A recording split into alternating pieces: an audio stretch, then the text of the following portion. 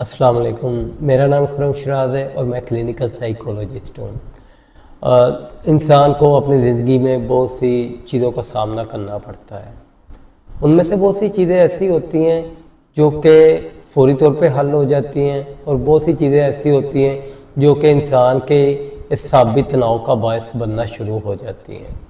और इसी तरह उसे कुछ ऐसे मसाइल का सामना करना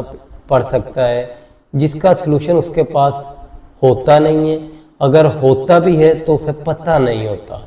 तो सबसे मेन चीज़ क्या है कि हमें ना सिर्फ अपने मसले के मुतल्लक सही तरीके से आगाही होती है और ना ही उसके सलूशन के मुतल्लक सही तरीके से आगाही होती है, जिसकी वजह से हम अपनी जो है वो साइको सोशल लाइफ को डिस्टर्ब करना शुरू कर देते हैं और वो ज़िंदगी जो है वो मुतासर होना शुरू हो जाती है, जो कि ना सिर्फ एक बंदे तक रहती है बल्कि उसकी फैमिली के साथ उसके ताल्लुकात ख़राब होना शुरू हो जाते हैं, उसके पीयर ग्रुप के साथ उसके ताल्लुकात ख़राब होना शुरू हो जाते हैं, उसकी डेली रूटीन ख़राब होना शुरू हो जाती है और उसका एजुकेशन कैरियर जो है वो ख़राब होना शुरू हो जाता है। अगर वो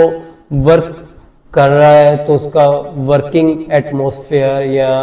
उसका जो वर्किंग इन्वायरमेंट है वो ख़राब होना शुरू हो जाता है। तो सबसे पहले जिस चीज़ की तरफ मैं आपको लेके जाना चाह रहा हूँ वो है प्रॉब्लम सॉल्विंग, यानी कि मसले का हल। मसले कोई भी हो सकता है, किसी बंदे को भी दरपेश हो सकता है और हमें डेली बेसिस पे बहुत से मसाइल का सामना करना पड़ता है और अगर तो वो मसाइल हल हो जाते हैं तो हम खुशी महसूस करते हैं, लेकिन अगर वो मसाइल हल ना हो तो हमारी खुशी जो है वो हमारे दुख तकलीफ़ में तब्दील हो जाती है। तो इस चीज़ से बचने के लिए कि हम ज़हनी तनाव का शिकार ना हो, हम दुख और तकलीफ़ में मुब्तला ना हो, उसके लिए हम आपको कुछ ऐसी टेक्निक्स बताने जा रहे हैं जिससे आप अपने मसाइल का हल जो है वो बहुत अच्छे तरीके से निकाल सकते हैं। ना सिर्फ मसाइल का हल निकालने में वो आपकी मदद करेंगी बल्कि आपको आपके मसाइल के मुतल्लिक़ आगाही फराहम करने में भी आपकी मदद करेंगे।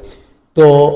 अगर किसी किस्म का भी कोई मसला है, सपोज मैं कहता हूँ कि अगर एक क्लास है, उस क्लास में मुख्तलिफ स्टूडेंट्स बैठे हुए हैं और टीचर एक स्टूडेंट को डांट देती है या दोनों स्टूडेंट्स को डांट देती है जो आपस में बातचीत कर रहे हैं, तो इस पे एक बंदा तो शायद खुशी महसूस करे और दूसरा बंदा जो है वो दुख महसूस करे,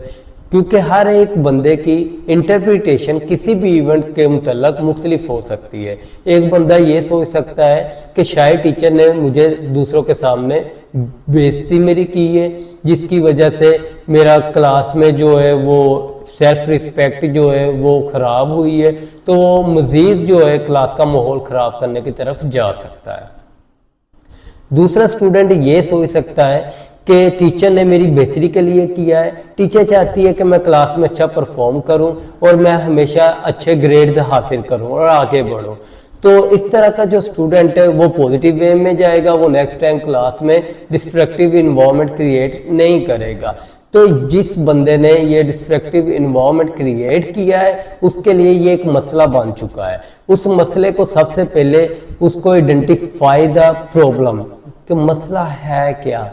बोलना मसला है या टीचर ने जो क्लास में उसे डांटा है वो मसला है या स्टूडेंट जो इर्द गिर्द के बैठे हैं उन्होंने बाद में उस पर मुस्कुराहट जाहिर की है जो अब टीचर ने डांटा है वो मसला है। सबसे पहले तो उसे इस चीज़ के मुतल्लिक़ आगाही होना चाहिए कि उससे मसला किस चीज़ से है, टीचर के डांटने से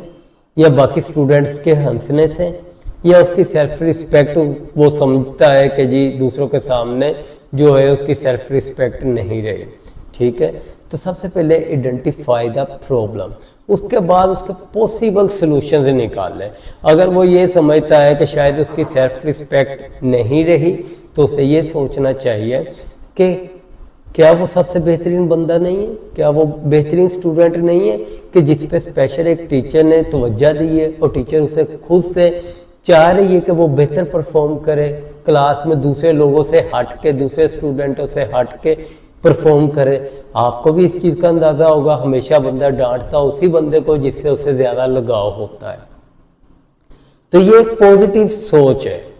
कि मैं बेहतर परफॉर्म करूँगा और टीचर की नज़रों में मज़ीद बेहतर बन जाऊँगा। टीचर भी यही चाहते हैं कि मैं अच्छा परफॉर्म करूँ। اس کے علاوہ اور کیا پاسبل سولوشن ہو سکتے ہیں کہ یہ ابھی ہم سیکھنے کے لیے آئے، غلطی ہر بندے سے ہوتی ہے، اگر مجھ سے غلطی ہوئی ہے، اگر ٹیچر آج نہ روکتی تو کل کو میں پروفیشنل لائف میں بھی جا کے اس طرح کی حرکتیں کرتا، تو یہ ایک آئیڈیل سچویشن ہے کہ ٹیچر نے مجھے روکا ہے، مجھے اسے سیکھنا چاہیے۔ یہ پاسبل سولوشنز ہیں اس چیز کے، جو آپ کو منفی سوچ آئی تھی، غلطی ہر بندے سے ہوتی ہے، اگر مجھ سے غلطی ہوئی ہے، اگر ٹیچر آج نہ روکتی تو کل کو میں پروفیشنل لائف میں بھی جا کے اس طرح کی حرکتیں کرتا، تو یہ ایک آئیڈیل سچویشن ہے کہ ٹیچر نے مجھے روکا ہے، مجھے اسے سیکھنا چاہیے۔ یہ پاسبل سولوشنز ہیں اس چیز کے، جو آپ کو منفی سوچ آئی تھی، اس کی پاسبل پوزیٹیو جو تھاٹس ہیں وہ ہم لے کے آ رہے ہیں ذہن میں، ٹھیک ہے۔